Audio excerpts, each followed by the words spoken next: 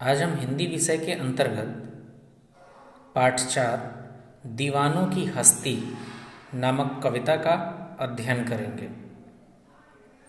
इस कविता को लिखा है श्री भगवती चरण वर्मा जी ने, जिनका जन्म 30 अगस्त 1903 ईस्वी को उत्तर प्रदेश के उन्नाव जिले के सफीपुर गांव में हुआ था। इनके पिता का नाम श्री देवी चरण था। इन्होंने अपनी प्रारंभिक शिक्षा सफीपुर गांव से ही प्रारंभ की थी। बाद में इन्होंने बीए एलएलबी भी उत्तीर्ण किया और अपने कार्य या रचनाओं के लिए आगे चलकर ये 1971 ईस्वी में पद्म भूषण से सम्मानित भी किए गए। अंतुगत्वा 5 अक्टूबर 1981 ईस्वी को इनका निधन हो गया। आइए देखते हैं इनकी रचना दीवानों की हस्ती। सर्वप्रथम इसका संदर्भ समझ लीजिए। संदर्भ इसका हो जाएगा, प्रस्तुत पद्यांश हमारी पाठ्य पुस्तक बसंत भाग 3 के पाठ 4 दीवानों की हस्ती नामक शीर्षक या कविता से लिया गया है। इसके रचयिता श्री भगवती चरण वर्मा जी हैं। इसमें इसका प्रसंग हो जाएगा, या चाहे तो आप प्रसंग के तौर पर या फिर इसका क्या संदेश है इसको भी आप समझ सकते हैं।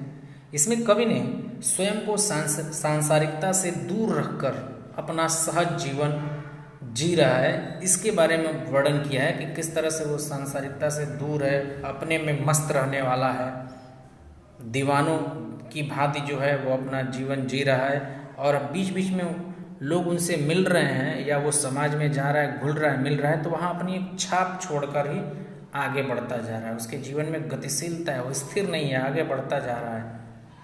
लोगों को दुख में देखकर वह दुखी हो जाता है, लोग प्रसन्न हैं तो वो भी खुश हो जाता है। तो इस तरह के विचारधारा वाला वो व्यक्ति है। साथ ही साथ वो दुनिया में मिलने वाले सुख दुख को समान समझता है। ये सबसे बड़ी विशेषता है लेखक की कि वो हर परिस्थिति में समान रहने वाला है, चाहे वो सुख की परिस्थिति हो या फिर दुख की स्थिति हो, दोनों में समान रहने वाला है। ये उसके लिए बहुत बड़ी बात है कि सबके लिए सुख दुख से परे रहकर वह आम आदमी के लिए प्रेरणा बनना चाहता है, प्रेरणा देना चाहता है, मोटिवेट करना चाहता है। किस तरह से, आइए देखते हैं। हम दीवानों की क्या हस्ती हैं, आज यहाँ कल वहाँ चले, मस्ती का आलम साथ चला, हम धूल उड़ाते जहाँ चले। इसमें जो शब्द आया हस्ती, हस्ती का मतलब उसके अस्तित्व से है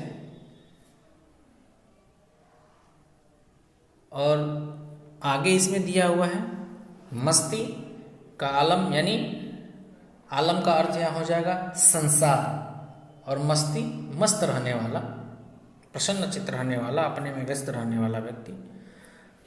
कवि लिखता है कि हम दीवानों की क्या हस्ती, हम दीवानों की का क्या अस्तित्व है, क्या कोई विशेष महत्व या रुतबा या बहुत नीचे तबके से संबंधित या बहुत उच्च उनसे संबंधित है, ये अस्तित्व हमारे लिए मायने नहीं रखता है आज यहाँ कल वहाँ चले। हम आज यहाँ हैं, कल वहाँ हैं, अर्थात हम गतिशील हैं, हमारा कोई स्थायी ठिकाना नहीं है, हम यहाँ वहाँ भटकते रहते हैं, चलते रहते हैं। मस्ती का आलम साथ चला, और साथ ही साथ जो है हमारे साथ मस्ती का, खुशी का आलम संसार जो है बसता रहता है। यानी जहाँ जहाँ हम जाते हैं वहाँ वहाँ मस्ती का आलम यानी मस्ती का संसार बन जाता है। एक जो वहाँ जिन लोगों के संपर्क में हम आते हैं वहाँ सबको खुश रखने का प्रयास करते हैं, प्रसन्न रहने का प्रयास करते हैं।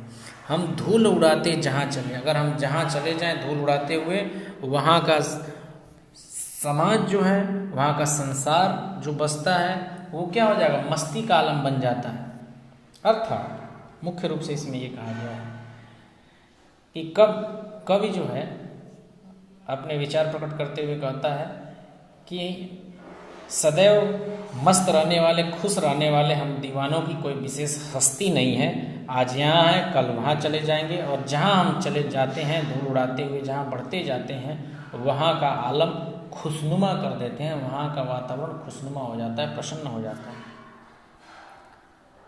अगली पंक्तियाँ, आए बनकर उल्लास अभी, उल्लास खुशी प्रसन्नता, आंसू बनकर बह चले अभी, सब कहते ही रह गए अरे तुम कैसे आए कहाँ चले।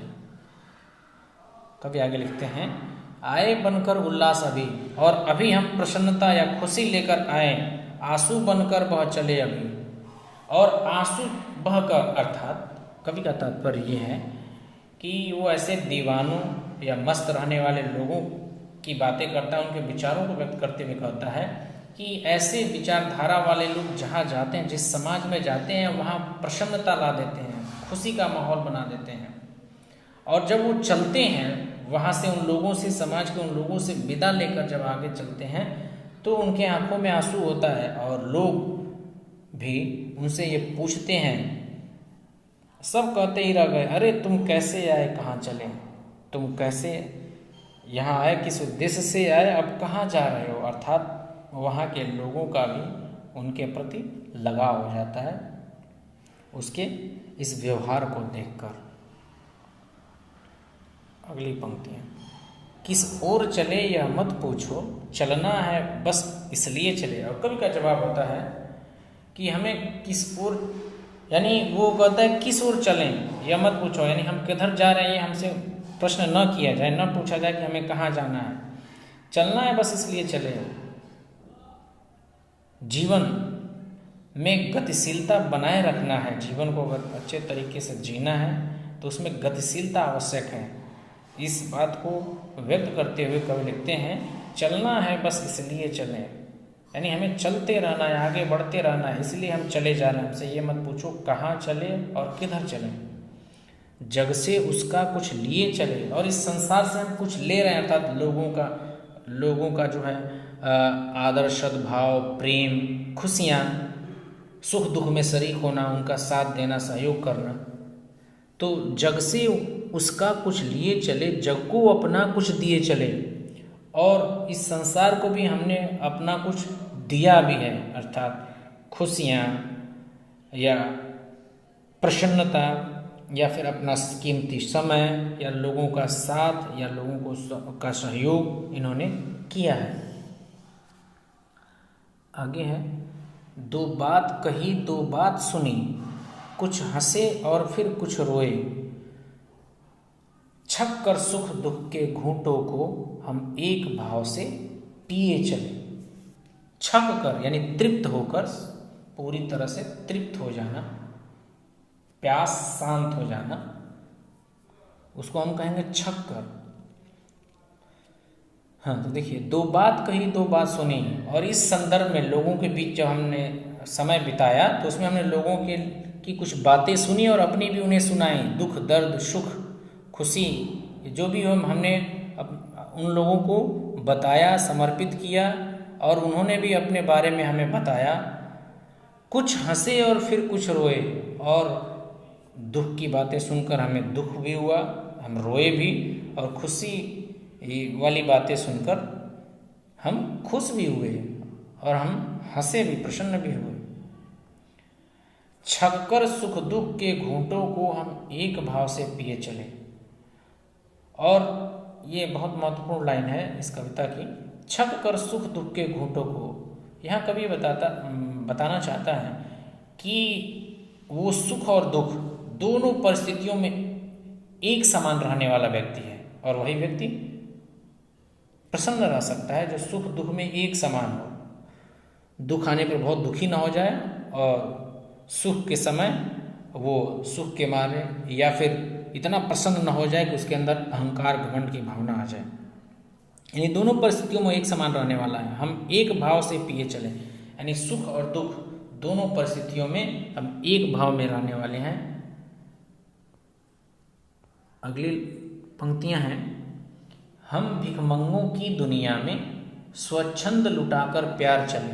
और कब कहता है कि ये जो दुनिया बस लेना चाहती है, अर्थात ये भिखमंगों की भांति है, ये केवल लेना चाहती है, कुछ देना नहीं चाहती है। स्वच्छंद लुटाकर प्यार चले, जहाँ हमने अपना प्रेम सभी लोगों से हमने निस्वार्थ प्रेम किया, उसके बदले में ये स्वार्थी दुनिया हमें धोखा दी।